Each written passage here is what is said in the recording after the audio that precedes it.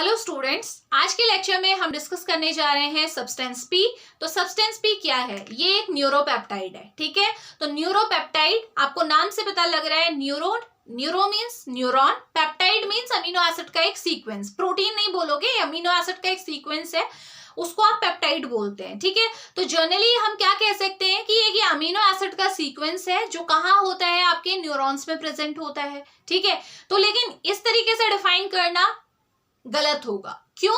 क्योंकि ये आपकी इसकी लोकेशन केवल न्यूरॉन नहीं होता है, ये न्यूरॉन से अलग आपकी कुछ इम्यून सेल्स हैं, वहां पे भी ये प्रेजेंट होता है, जैसे हमारी लिम्फोसाइट्स में, हमारी इजिनोफिल्स में, साथ ही साथ हमारी मैक्रोफेजेस में, यहाँ पे भी ये आपका क्या होता है, सब्सटेंस भी प्रेजेंट होता है। तो ध्यान रखेंगे, है ना। तो हमेशा ध्यान रखें कि जो हमारा सब्सटेंस पी है ये न्यूरोपेप्टाइड है, यानी कि आपका क्या है, ये अमीनो एसिड से मिलके बना हुआ है। ये क्या है, अंडे का पेप्टाइड है। अंडे का पेप्टाइड मतलब ये जो सब्सटेंस पी है ये कितने अमीनो एसिड से मिलके बना हुआ है? 11 अमीनो एसिड से मिलके बना हुआ है। ठीक हो गया। अब बात ये आती है कि ये जो हमारे अगर इसकी लोकेशन हम बोल रहे हैं कि मैक्सिमम अमाउंट ये कहाँ है, हमारे नर्व टर्मिनल्स में प्रेजेंट है, तो ये कौन से न्यूरॉन्स में प्रेजेंट होता है? तो ये उन न्यूरॉन्स में प्रेजेंट होता है जो क्या करते हैं, हमारी ब्रेन तक सेंस की इंपल्स को लेके जाते हैं। सपोज कहीं पे हमें इंजरी होती है, ठीक है, ये है, अगर मेरे को यहाँ पे इंजरी हो रही है तो यहाँ पे मेरे जो न्यूरॉन्स सप्लाइड हैं, ठीक है, उनके जो डेंड्राइट पोर्शन है, फटाफट से वो न्यूरॉन्स एक्टिवेट हो जाएंगे। कैसे एक्टिवेट होंगे? क्योंकि जब भी हमें इंजरी होती है तो यहाँ पे कुछ लोकल मीडिएटर्स रिलीज होते हैं, जैसे कि कौन से, हिस्टामीन है, प्रोस्टाग्लैंडीन है, ब्रेडिकाइनिन है, और वही मीडिएटर्स क्या करते हैं, जो सेंसरी न्यूरॉन्स यहाँ पे हैं उन्हें एक्टिव कर देते हैं। अब ये न्यूरॉन एक्टिव हो चुके हैं, फटाफट से कहाँ जाएंगे, मेरे स्पाइनल कॉर्ड में जाएंगे। फर्स्ट स्पाइनल कॉर्ड में ये पहुंचते ही अपने अंदर से कुछ मीडिएटर्स को रिलीज करते हैं। वो मीडिएटर कौन सा है? आपका सब्सटेंस पी। इसके अलावा भी आपके दो मीडिएटर्स होते हैं, सीजीआरपी एंड ग्लूटामेट। देखो, ये जो फिजियोलॉजी ऑफ पेन ट्रांसमिशन है ये पूरा मैंने डिटेल में पढ़ाया हुआ है। अगर आपने नहीं पढ़ा है तो मैं डिस्क्रिप्शन बॉक्स में उसकी लिंक दे दूंगी, ताकि आप वहां से इसको पूरा देख लें, क्योंकि यहाँ पे अननेसेसरली उसको मैं ड्रॉ करके बताऊं उसका कोई एडवांटेज नहीं है, टाइम खींचेगा। ठीक हो गया। तो ध्यान रखें, मैं पूरी प्रोसेस आपको ऐसे ही समझा दे रही हूँ। ठीक, तो क्या हुआ, जैसे ही मुझे चोट लगी वैसे ही यहाँ पे मेरे लोकल मीडिएटर्स रिलीज हुए, जैसे कि हमारा हिस्टामीन है, ब्रेडिकाइनिन हो गया, प्रोस्टाग्लैंडीन हो गया। उन्होंने क्या किया, यहाँ पे जो सेंसरी न्यूरॉन्स है उनको एक्टिवेट कर दिया। ये सेंसरी न्यूरॉन कहाँ जाएंगे, मेरे स्पाइनल कॉर्ड में जाएंगे। वहां पे ये क्या करेंगे, अपने टर्मिनल से मीडिएटर्स को रिलीज करेंगे, जिनमें से एक मीडिएटर कौन है, सब्सटेंस पी। अब ये सब्सटेंस पी क्या करेगा, स्पाइनल कॉर्ड में अपने रिसेप्टर से, देखो एक रफली हम लोग ड्रॉ कर लेते हैं। ठीक है, अगर मान लीजिए ये एरिया है जहां पे क्या हुई है, इंजरी हुई है, ये स्किन का एरिया है, यहाँ पे इंजरी हुई है, तो इंजरी की वजह से यहाँ पे क्या बना होगा, आपका हिस्टामीन, प्रोस्टाग्लैंडीन, ब्रेडिकाइनिन बना होगा। ऑब्वियसली ये मीडिएटर्स हैं जो यहाँ पे रिलीज हुए होंगे सेल्स के अंदर से। ठीक है, अब क्या होगा, इन मीडिएटर्स का काम क्या है, यहाँ पे जो न्यूरॉन है, ठीक है, ये हमारा क्या है, सेंसरी न्यूरॉन है सपोज। ठीक, सेंसरी एफरेंट न्यूरॉन, इस तरीके से ये न्यूरॉन इस तरीके से जाएगा। ठीक है, चलिए, ये न्यूरॉन जो है इसने क्या किया, इन मीडिएटर्स ने इस न्यूरॉन को क्या कर दिया, एक्टिवेट कर दिया। ये कौन सा न्यूरॉन है, प्राइमरी सेंसरी न्यूरॉन है, ये पहला न्यूरॉन जो जा रहा है यहां से। ठीक है, ये कहाँ जाएगा, ये हमारी स्पाइनल कॉर्ड में जाएगा। तो लाइक दिस, स्पाइनल कॉर्ड आपको पता है, स्पाइनल कॉर्ड में क्या होते हैं, दो हॉर्न होते हैं, डॉर्सल और वेंट्रल हॉर्न। तो जो ये आपका न्यूरॉन है ये कहाँ जाता है, हमारा कहाँ पे इनर्वेट होता है, हमारे डॉर्सल हॉर्न में जाएगा। यहाँ पे ये क्या करेगा, जो भी इस सेंसरी न्यूरॉन के टर्मिनल में जो न्यूरोट्रांसमीटर है वो यहाँ पे रिलीज कर देगा। तो वही न्यूरोट्रांसमीटर कौन सा है, देखो मैं यहाँ पे उसे ड्रॉ कर रही हूँ। ये वो न्यूरोट्रांसमीटर है जिसका नाम है सब्सटेंस पी। मैं पहले ही बता चुकी हूँ, इसके अलावा ग्लूटामेट और सीजीआरपी भी रिलीज होता है, बट उससे अभी हमें कोई मतलब नहीं है। जैसे ही यहाँ पे रिलीज होगा तो इससे आगे एक और न्यूरॉन है, देखो इस तरीके से एक और न्यूरॉन की यहाँ पे सेल बॉडी प्रेजेंट है, वो इस तरीके से क्रॉस करती हुई आपकी कहाँ जाने वाली है, थैलेमस में जाएगी, ठीक है। ये दूसरा न्यूरॉन है, तो इसे क्या बोलोगे आप, सेकेंड ऑर्डर न्यूरॉन या सेंसरी न्यूरॉन। हाँ, सेकेंड ऑर्डर सेंसरी न्यूरॉन, ध्यान रखिएगा। तो ये सेकेंड न्यूरॉन है, तो क्या होगा, सब्सटेंस पी इस न्यूरॉन में, इस न्यूरॉन का जो ये डेंड्राइट पोर्शन है, मैंने पूरा ड्रॉ नहीं किया है, यहाँ पे क्या होंगे, इसके रिसेप्टर्स प्रेजेंट होंगे।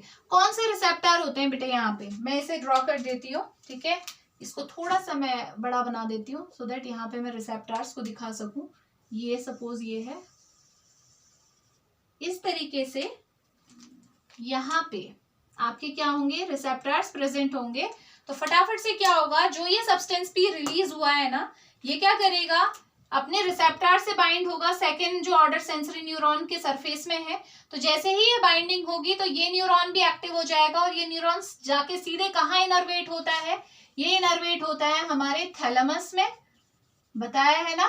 और थैलेमस से फिर एक और न्यूरॉन जाता है, ठीक है, और वो इस न्यूरॉन ने भी कुछ रिलीज किया होगा, तो उसकी वजह से थर्ड न्यूरॉन एक्टिवेट होगा और सीधे ये कहाँ जाएगा, हमारे सोमैटोसेंसरी एरिया में, जो कि हमारे कॉर्टेक्स में, हमारे ब्रेन में प्रेजेंट होता है, ठीक है। तो इतना मुझे डिटेल में बताने की जरूरत नहीं थी, बट वो स्टिल क्योंकि मुझे रिसेप्टर्स के बारे में बताना था तो मैंने ये ड्रॉ कर दिया है।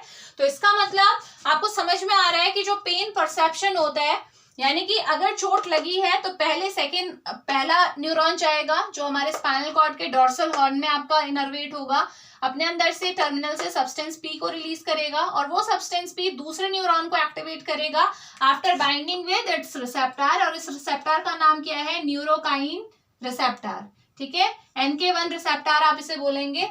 और ये न्यूरोकाइनिन रिसेप्टर जो है, जब इससे बाइंडिंग होगी तो ये वाला न्यूरॉन एक्टिवेट हो जाएगा और सीधे मैसेज कहाँ जाएगा, थैलेमस में। थैलेमस से फिर तीसरा न्यूरॉन एक्टिवेट होगा और वो सीधे मैसेज कहाँ पहुंचा देगा, हमारी कॉर्टेक्स में, जो कि ब्रेन का सोमैटोसेंसरी एरिया जहाँ पे है, और तब जाके हमें महसूस होगा कि हमें चोट लगी है। समझ रहे हो, इतनी प्रोसेस होती है पेन परसेप्शन में, ठीक हो गया।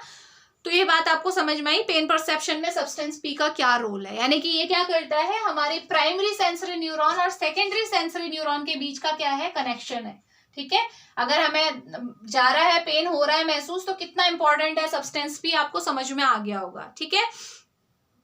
तो होता क्या है, अब बात आती है कि चलिए सब्सटेंस पी ये तो समझ में आ गया कि ये हमारा क्या है, एक न्यूरोपेप्टाइड है, जो मैं स्टार्टिंग में मेंशन कर चुकी हूँ, न्यूरोपेप्टाइड, ठीक है, जो न्यूरॉन्स के टर्मिनल में तो होता ही है, साथ ही साथ आपके क्या है, हमारी इम्यून सेल्स में भी ये प्रेजेंट होता है, मैक्रोफेज, लिम्फोसाइट, बेसोफिल्स, इजिनोफिल्स, सॉरी, इनमें भी प्रेजेंट होता है, ये भी हम मेंशन कर चुके हैं।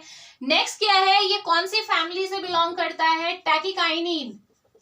टैकिकाइनिन आपकी क्या है, फैमिली है एक पूरी, उससे ये बिलोंग करता है, ठीक है। इसके अंदर आपके क्या आते हैं, टैकिकाइनिन फैमिली के अंदर कौन कौन आता है आपका, न्यूरोकाइनिन ए है, बी है, के है, और साथ ही साथ न्यूरोपेप्टाइड गामा है, ठीक है। ये सारे फैमिली के मेंबर हैं, ये मिलके एक फैमिली बनाते हैं और उन्हीं फैमिली का सदस्य कौन है आपका, सब्सटेंस पी है, क्योंकि आप देख रहे हो इसके रिसेप्टर का नाम क्या है, न्यूरोकाइन, ठीक है। ये न्यूरोकाइनिन रिसेप्टर, यानी कि ये भी काइनिन ही है, ठीक। तो ये क्या, आप क्या बोलोगे कि जो सब्सटेंस पी है ये क्या है आपका, एक न्यूरोपेप्टाइड है जो कि टैकिकाइनिन फैमिली से बिलोंग करता है। टैकिकाइनिन फैमिली के सदस्य मैं आपको बता चुकी हूँ, ठीक है, न्यूरोकाइनिन ए, न्यूरोकाइनिन बी, न्यूरोकाइनिन के एंड न्यूरोपेप्टाइड गामा, ठीक है, और सब्सटेंस पी, ये तो रहेगा ही। तो ये आपका इतना आपको समझ में आना चाहिए। अब इसका रोल भी आपको समझ में आ गया कि सब्सटेंस पी एग्जैक्टली करता क्या है, मेन फंक्शन इसका क्या है। तो मेन फंक्शन आपके सामने है कि किस तरीके से ये पेन परसेप्शन में हमारी हेल्प करता है। अब नेक्स्ट बात ये आती है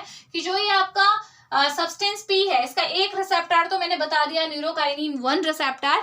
ये वैसे इसके 3 रिसेप्टर होते हैं, NK1, NK2 and NK3, but इसकी हाईली स्पेसिफिक होता है फॉर NK1।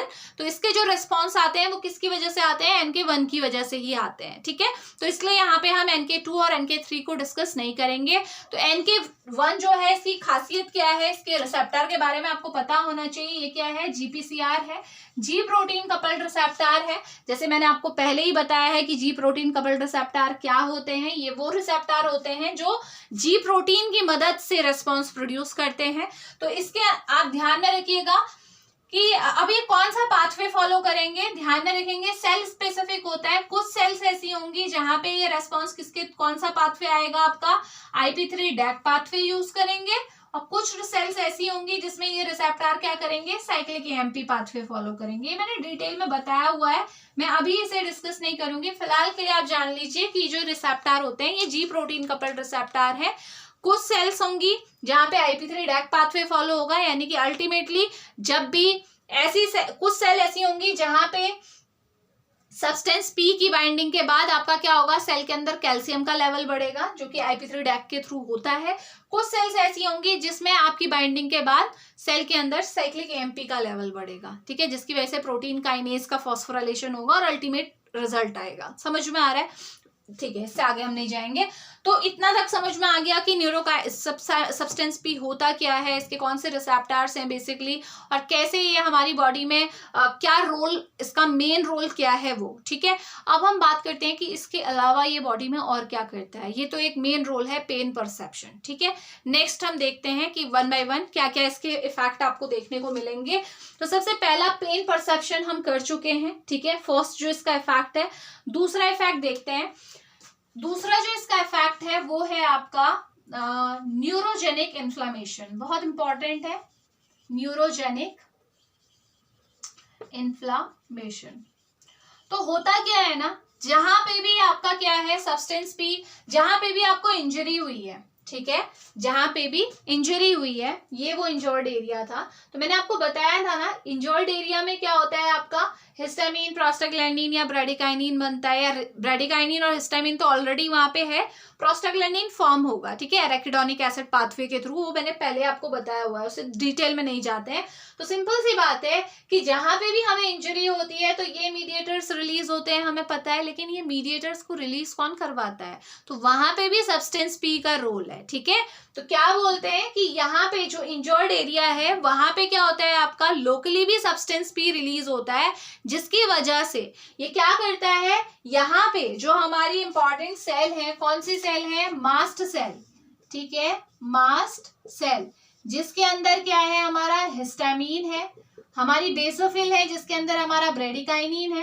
तो ये बेसिकली क्या करता है, सब्सटेंस पी का रोल यहाँ पे भी है at the site of injury, कि ये सब्सटेंस पी क्या करता है, ये मास्ट सेल को डीग्रेन्युलेट कर देता है, जिसकी वजह से मास्ट सेल के अंदर से हिस्टामिन रिलीज होके कहाँ आ जाता है, यहाँ पे इंजरी की साइड में आ जाता है। अभी तक क्या था, हिस्टामिन रिलीज नहीं हुआ था, क्यों रिलीज हुआ, ये इसमें सब्सटेंस पी का भी रोल है, वैसे तो होता ही है हमें पता है, लेकिन सब्सटेंस पी के रोल को हम डिस्कस कर रहे हैं। तो ध्यान रखिएगा कि ये क्या करता है, आपका जो सब्सटेंस पी है बेसिकली यहाँ पे भी रिलीज होता है, यहाँ पे क्या करेगा, कुछ न्यूरॉन्स ऐसे होंगे जो इसे रिलीज करेंगे, तो उसकी वजह से क्या होगा, आपका मास्ट सेल डीग्रेन्युलेशन होगा, मास्ट सेल जो यहाँ पे होंगी वो डीग्रेन्युलेट हो जाती हैं, और मास्ट सेल डीग्रेन्युलेशन की वजह से क्या होगा, इसके अंदर से हिस्टामिन रिलीज हो जाएगा।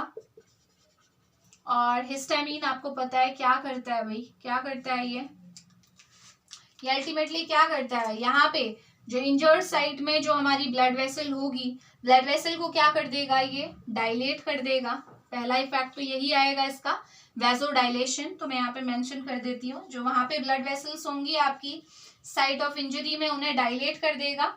और दूसरा काम क्या करेगा कि जो आपके यहाँ पे जो ब्लड वेसल्स के बीच में क्या कर देगा, जो एंडोथेलियल सेल्स होती है ना इस तरीके से, उनके बीच में क्या कर देगा, गैप क्रिएट कर देगा, जिसके थ्रू आसानी से जो ब्लड वेसल्स के अंदर का फ्लूइड है वो कहाँ आ जाएगा, एक्स्ट्रा सेलुलर, यहाँ से आपका क्या आ जाएगा, एक्स्ट्रा वेस्कुलर एरिया में इस तरीके से फ्लूइड आ जाएगा।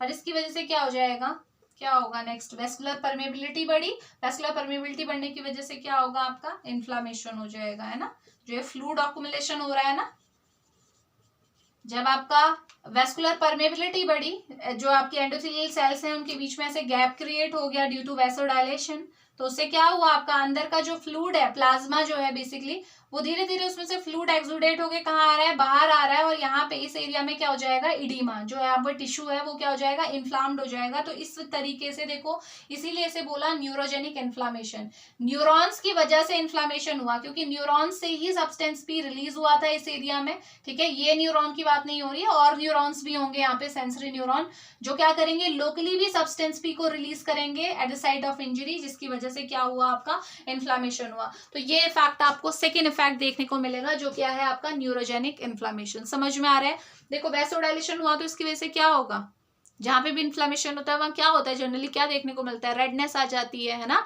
क्योंकि वहाँ पे ब्लड का फ्लो बहुत अच्छा हो गया वैसोडाइलेशन की वजह से। दूसरी बात, क्योंकि ब्लड का फ्लो अच्छा है तो वार्मथ, आपको गर्माहट फील होगी उस एरिया में, है ना, जहाँ पे सूजन होती है, इन्फ्लेमेशन होता है, वहाँ पे यही तो होता है ना। तो ये बात आप ध्यान में रखेंगे। तो ये सेकेंड इफेक्ट है जो इसके थ्रू प्रोड्यूस होता है। नेक्स्ट आ जाइए, और क्या क्या देखने को मिलेगा, मैं इसे यहाँ से हटा रही हूँ, ठीक। नेक्स्ट जो इफेक्ट है आपका, थर्ड इफेक्ट, वो है आपका स्मूथ मसल्स में। तो ध्यान में रखिएगा, जैसे हम हिस्टामिन ब्रैडिकाइनिन के साथ होता है, सेम इसके साथ भी यही होता है कि ये क्या करता है, स्मूथ मसल्स में क्या करता है, कॉन्स्ट्रिक्शन करता है। तो यहाँ पे मेन जो स्मूथ मसल अफेक्ट होगी वो कौन सी है, सबसे पहले याद रखना, ब्रोंकियो कॉन्स्ट्रिक्शन, यानी कि ब्रोंकाई, आपके लंग्स में क्या होगा, आपका जो ब्रोंकाइज है वो कॉन्स्ट्रिक्ट कर जाएंगे, ठीक है। तो ये इफेक्ट आपको देखने को मिलेगा। तो जो सांस लेने में आपको थोड़ा सा दिक्कत महसूस होगी, ब्रीदिंग डिफिकल्टी रहेगी सब्सटेंस पी की वजह से। पहला इफेक्ट तो ये था। दूसरा इफेक्ट जो है आपकी जीआई ट्रैक की स्मूथ मसल्स में क्या होता है, जो जीआईटी के स्मूथ मसल्स है ना, वहां पे क्या होता है, आपको पता है कि हमारा जो main chemical mediator neuro transmitter है एसिटाइल कोलिन, वो क्या करता है, हमारा कॉन्स्ट्रिक्शन करता है, ठीक है। आपकी जो जीआई ट्रैक की जो स्मूथ मसल्स है उनमें कॉन्स्ट्रिक्शन का काम कौन करता है, एसिटाइल कोलिन।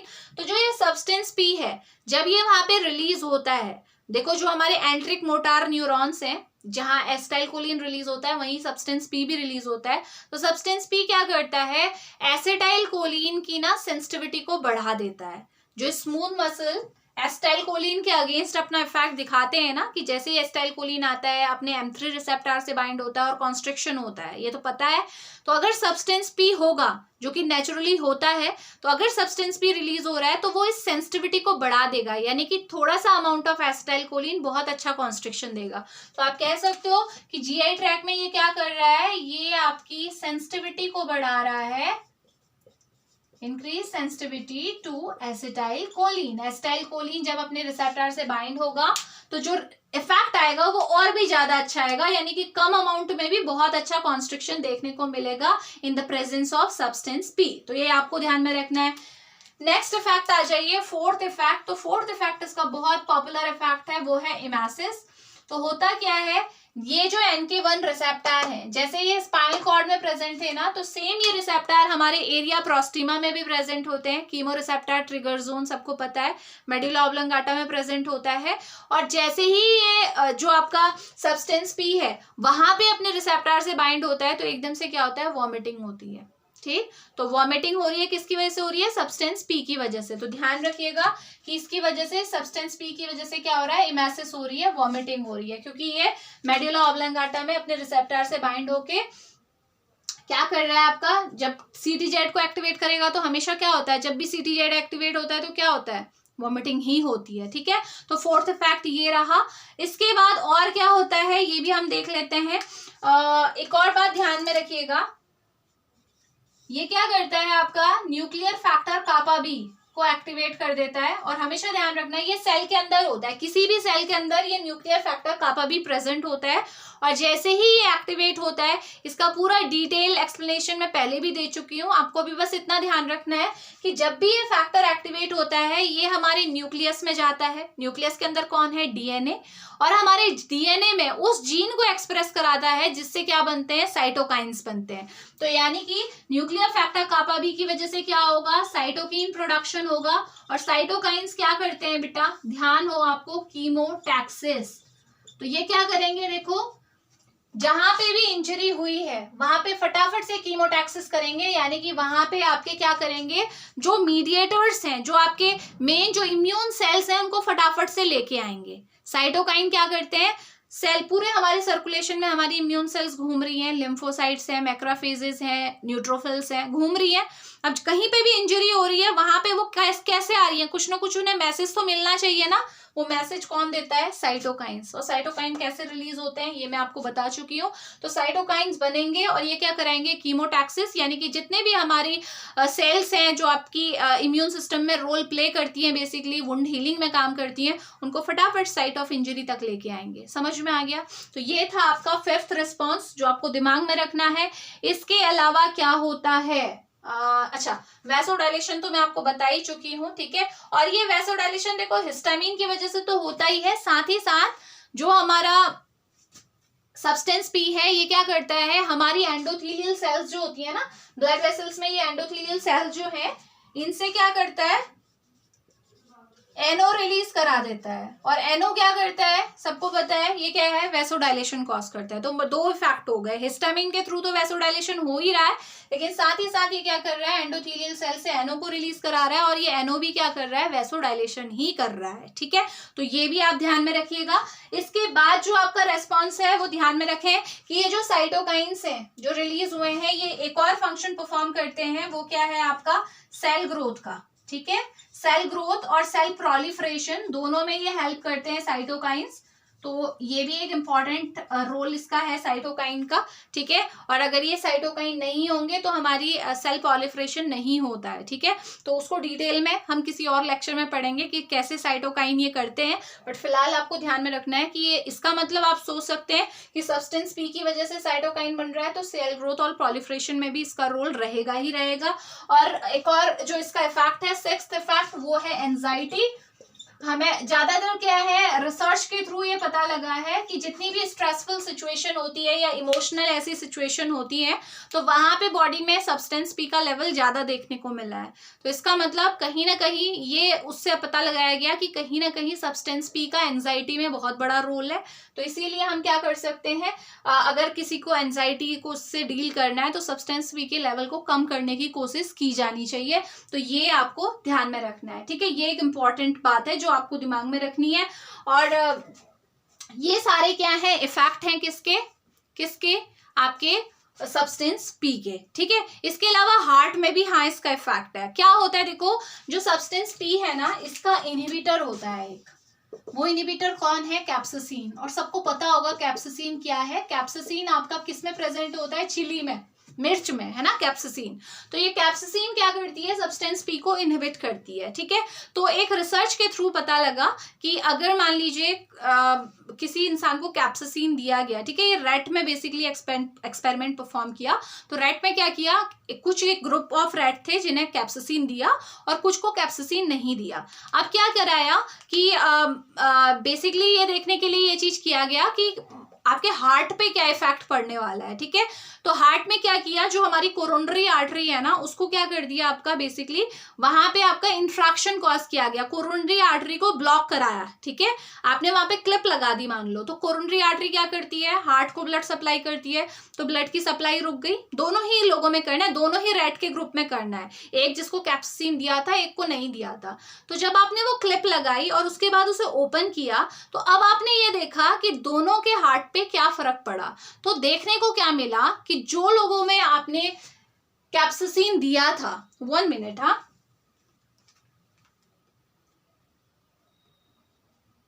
हाँ, तो क्या हुआ, जिन लोगों को आपने कैप्साइसिन दिया था ना, उनमें तो आपको देखा कि वहां पे हार्ट में इंजरी हो गई थी, ठीक है। लेकिन जिन लोगों को आपने कैप्साइसिन नहीं दिया था, उनकी हार्ट में इंजरी नहीं हुई। तो इससे क्या फर्क पड़ा, क्या पता लगा, इससे ये पता लगा कि अगर सब्सटेंस पी के साथ कोई छेड़छाड़ नहीं की गई थी, नॉन कैप्साइसिन, क्योंकि कैप्साइसिन क्या करता है, सब्सटेंस पी को इनहिबिट करता है।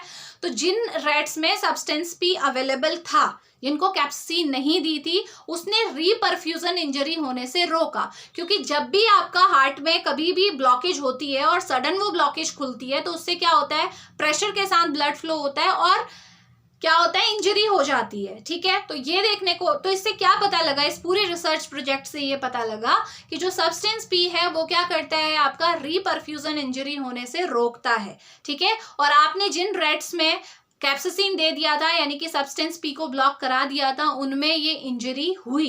क्यों हुई, क्योंकि सब्सटेंस पी वहां पे नहीं था। तो ये पूरा कंक्लूजन समझ में आया। तो यानी कि सब्सटेंस पी हमारे हार्ट के लिए क्या है, हार्ट में अगर जो मायोकार्डियल इन्फ्रैक्शन वगैरह है, इससे डील करने में हमारी हेल्प करता है, ठीक है। तो ये बात आप दिमाग में रखिएगा। ये थोड़ा हाई लेवल का हो गया, बट रिसर्च स्टडी है तो मुझे बताना आपको जरूरी था। Last but not the least, एक बात ध्यान में रखिएगा कि जो सब्सटेंस पी का रिलीज हो रहा है ना, यहाँ पे कि जो सेंसरी न्यूरॉन मैसेज लेके जा रहे हैं और सब्सटेंस पी रिलीज हो रहा है, दूसरे न्यूरॉन को एक्टिवेट कर रहा है पेन परसेप्शन में, मैंने पहले भी आपको बताया था कि जो हमारे ओपियोइड्स होते हैं बॉडी में, हमारे क्या होते हैं, नेचुरल ओपियोइड्स प्रेजेंट होते हैं, ये पेन किलर होते हैं, ठीक है। जैसे लोग क्या करते हैं अभी, अगर किसी को बहुत ज्यादा पेन हो रहा है तो डॉक्टर मॉर्फिन के इंजेक्शन लगा देते हैं, वो ओपियोइड ही है ना, जिसे लोग एब्यूसिव पर्पस के लिए भी यूज करते हैं। तो जनरली ये ओपियोइड हमारी बॉडी में प्रेजेंट होते हैं, इसीलिए छोटा मोटा अगर दर्द हो रहा है तो उससे हमारी बॉडी डील कर लेती है, ठीक है। तो ये ओपियोइड क्या करते हैं, ये सब्सटेंस पी के रिलीज को रोकते हैं, हमेशा ध्यान रखिएगा। तो अब क्या होगा बताओ, अगर ये ओपियोइड जो हमारी बॉडी में नेचुरली प्रेजेंट है, ये सब्सटेंस पी को यहाँ से रिलीज नहीं होने देंगे, तो क्या होगा, पेन परसेप्शन होगा, नहीं होगा। इसीलिए ओपियोइड की वजह से क्या होता है, हमें दर्द महसूस नहीं होता है। समझ में आया, चाहे आप बाहर से लें चाहे नेचुरली आपकी बॉडी में हो, मैकेनिज्म क्या है ये आपको साफ दिखाई दे रहा है। तो कॉर्टेक्स तक मैसेज जाएगा ही नहीं, क्योंकि सेकेंड ऑर्डर न्यूरॉन कब एक्टिवेट होता है, जब सब्सटेंस पी अपने रिसेप्टर से बाइंड होता है। क्योंकि आपने सब्सटेंस पी को रिलीज नहीं होने दिया है, ओपियोइड, क्योंकि यहाँ पे इंटर न्यूरॉन्स होते हैं जो ओपियोइड्स रिलीज कर रहे हैं लगातार। तो ये मैकेनिज्म आपको समझ में आना चाहिए, ठीक है। पेन परसेप्शन क्यों ओपियोइड्स की वजह से नहीं होता है, ओपियोइड एनाल्जेसिक, ठीक है, और नेचुरल भी जो है। तो आप पूरा क्लिनिकल यूज पे आ जाते हैं कि सब्सटेंस पी को आप कहाँ यूज करते हैं। तो जनरली इसका सब्सटेंस पी का एग्जैक्ट यूज तो कहीं पे भी नहीं होता क्लिनिकली, लेकिन इसके एंटागनिस्ट एक प्रिपेयर किया गया है, और वो भी कौन सा है आपका, NK1 एंटागनिस्ट, जिसका नाम है, इसका यूज भी मैं बता दूंगी किस काम के लिए इसे यूज किया जाता है। इसका नाम है एप्रीपिटेंट। एप्रीपिटेंट, तो ये एप्रीपिटेंट क्या है, आपका एंटीमेटिक है। मैंने अभी आपको बताया कि कीमोरिसेप्टर ट्रिगर जोन में जब आपका सब्सटेंस पी NK1 रिसेप्टर से बाइंड होता है तो वॉमिटिंग होती है। तो जनरली वहां पे अगर हम इस रिसेप्टर को एंटागनाइज कर दें तो वॉमिटिंग नहीं होगी, तो इसको इमेसिस के एंटीमेटिक की तरह यूज करते हैं।